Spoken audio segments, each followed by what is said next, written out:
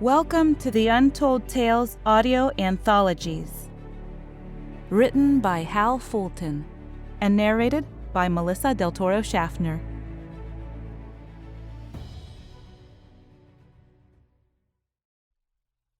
Ahead of his time.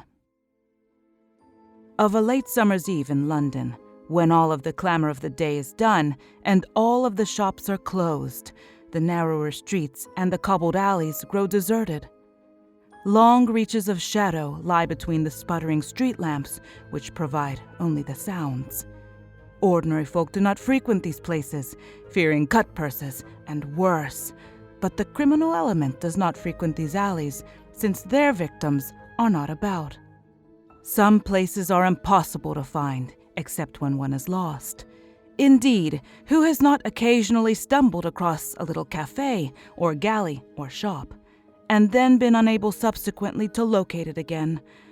The superstitious might grant that there was something fey or supernatural about these places that apparently come and go of their own accord.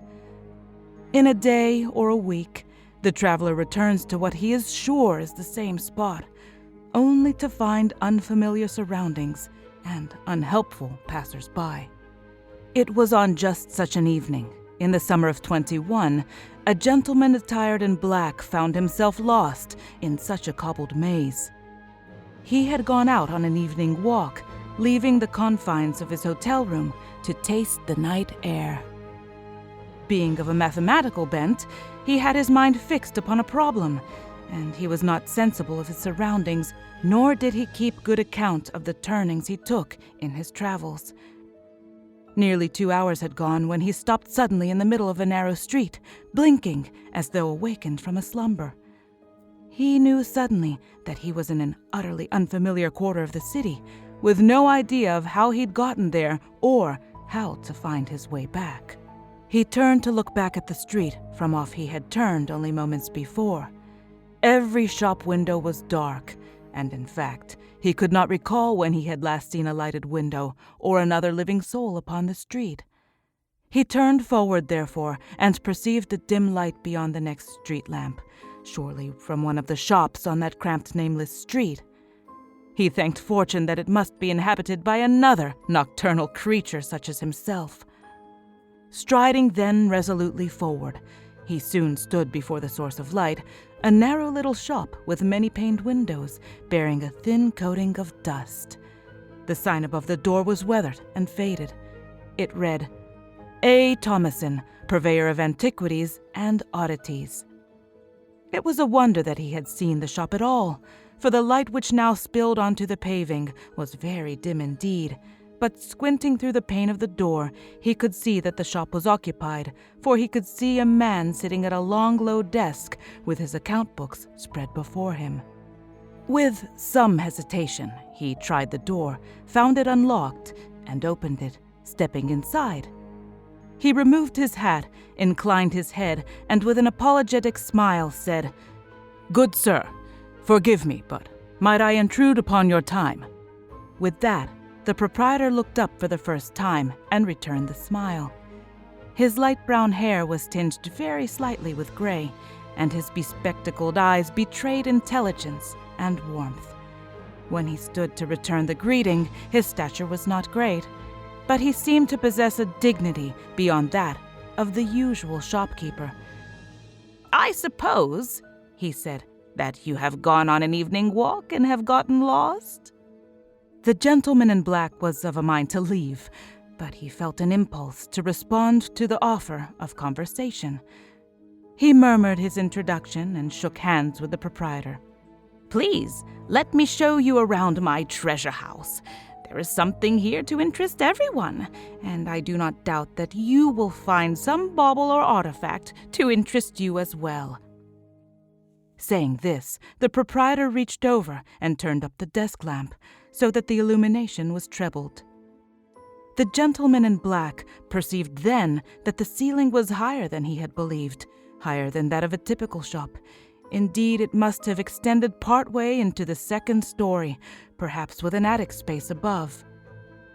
The walls, moreover, were lined with shelves to a height far greater than a man's reach, and the upper shelves, almost at the ceiling, were accessible only by the ladders which ran back and forth on rails.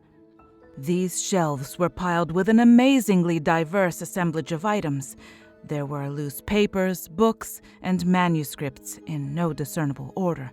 There were boxes and small crates which looked as though they had strained the shelving with their weight. And there was a hint of not quite recognizable objects in the still dim light, objects ranging from ornate figurines in ceramic and pewter to small musical instruments and even mechanical contrivances. The middle area of the store was divided into 2 aisles, though it was barely wide enough for it. There were more items piled in the middle, including boxes, trunks, tables filled to overflowing, and unidentifiable man-sized things which loomed in the shadows. Though the shop was narrow, surely no more than 15 feet across, it seemed to go back forever. In fact, surely the back of the shop must adjoin another street so that it had twice the depth of its neighbors. The proprietor leaned forward a little to examine his companion. "I perceive," he said, "that you are a professor by occupation." The other man blinked and was taken aback, experiencing the same sensation one has when a mentalist or a charlatan of a fortune teller makes a lucky surmise. "I am indeed," he said, and laughed. "But if one can tell merely by looking at me, I should speak with my tailor." But the proprietor only smiled in return, saying, "I make it my business to know such things." He turned and retrieved a taper from a desk drawer, then lit it from the desk lamp.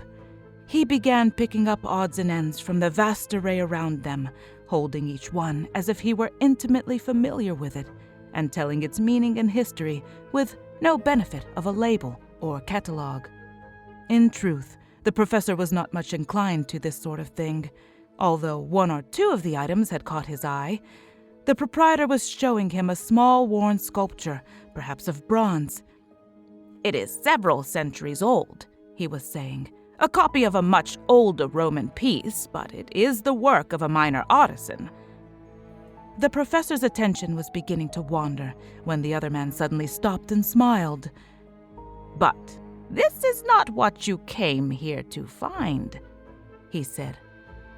"This is an interesting and varied assortment of merchandise," said the professor, returning to himself. "But of course," he said, "I came here by accident and didn't come here to find anything at all." "What is accident?" said the shorter man. "And what is design? Everyone, I assure you, comes here looking for something. Come with me." The other man followed the proprietor, obedient but perplexed, and presently they stood before the ladder that ran the length of the right-hand side of the store. "Here, will you hold this?" said the shopkeeper, handing over the candle, which the professor gingerly took. "Higher, so I can see." When he came back down the ladder, he held in his hands a plain wooden box of indeterminate age. It was well over a foot in width, not quite so big front to back, and with a depth of only a few inches. "Here," he said, "over on the desk. Empty that chair and sit down." The professor did so with a growing sense of wonder, for we all from childhood have a fascination with closed boxes. What might this one contain? The shopkeeper took the candle and snuffed it out, then turned without ceremony to the box and raised the hinged lid. Inside was a package wrapped in paper, and the wrappings had yellowed with the passage of time. He carefully removed the package and placed it on the surface of the desk, undoing the bundle to reveal even more ancient, discolored paper within, paper that seemed to be covered in writing. The professor leaned over it, curious in spite of himself. "These sheets, they are clearly vellum, clearly parchment, and the writing, the odd writing, that is Arabic or some such." "No," said the shopkeeper. "It is Italian." "Italian? But surely, I mean to say, I cannot even discern the letters. Such a scroll. At this point, the professor stopped as if struck dumb.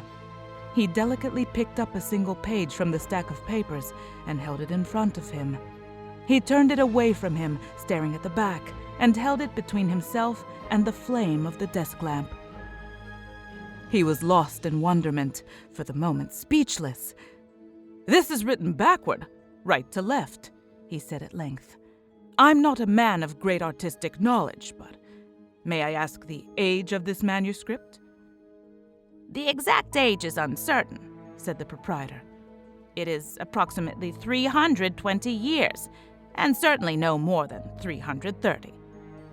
The professor had already gone on to examine later pages. "There is mathematics here," he said hoarsely. "I recognize much of the notation, though some of it is cryptic to me. And this." Here he indicated a set of neatly labeled drawings. "This is a Cartesian graph, or I am the king. But it is a Cartesian graph that is older than Descartes." His companion said nothing in return. Minutes passed as he sat literally on the edge of his seat. He turned the pages over slowly and deliberately, as if they were made of priceless gold leaf. "This is astounding," he said at last. "It is simply astounding. Before Newton, before Leibniz, how many discoveries must he have made?" He looked up at the proprietor, his eyes begging for the truth. "Is it genuine?" he asked. "Is this manuscript the work of Leonardo da Vinci?" "It is," his companion answered, "and I mean it to be yours. You will take it with you." The professor's jaw nearly dropped. "I could not," he said. "In the first place, I could never afford." "You need not buy it," the shopkeeper said. "It is a gift." As the other man opened his mouth to protest, he made a dismissive gesture and said, "I will have it no other way." The manuscript had reclaimed the professor's attention. "There is more here," he said. This man was renowned for his mechanical skills. It is no wonder that his drawings of gears are so precise. And yet, if this manuscript is of a single piece... He was lost in the pages, talking to himself. One would have to machine these parts to a tolerance of less than the thousandth part of an inch. And what in heaven does this have to do with calculus? He asked, staring at the yellowed parchment. When understanding came to him, his hands began to shake with excitement. "No," he said.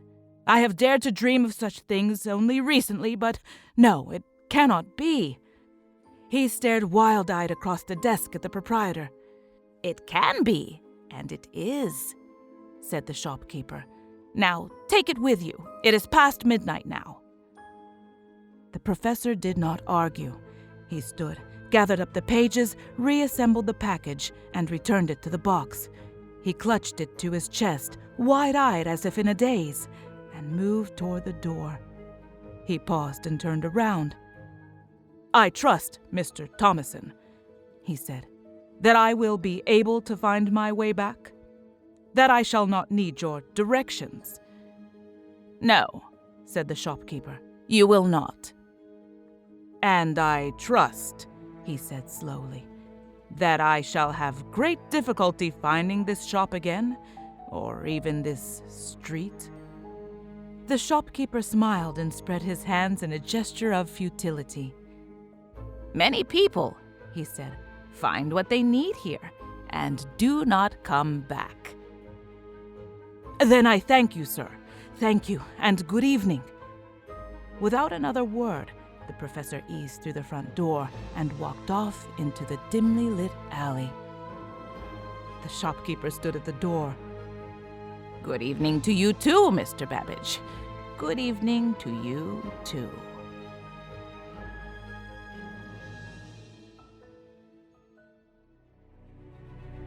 Thank you for listening. We love our listeners, fans, and patrons. Please share this podcast with your friends and family and anybody who might be a sci-fi buff. We know they'll love it. And if you'd like to support the show for about 1 cup of coffee a month, You can go to the link on the bottom of the show notes in every episode and find a Support This Podcast link. We value bringing original, high-quality short stories to you every month, and we appreciate your support to keep this podcast ad-free. Thank you so much, and have a great day.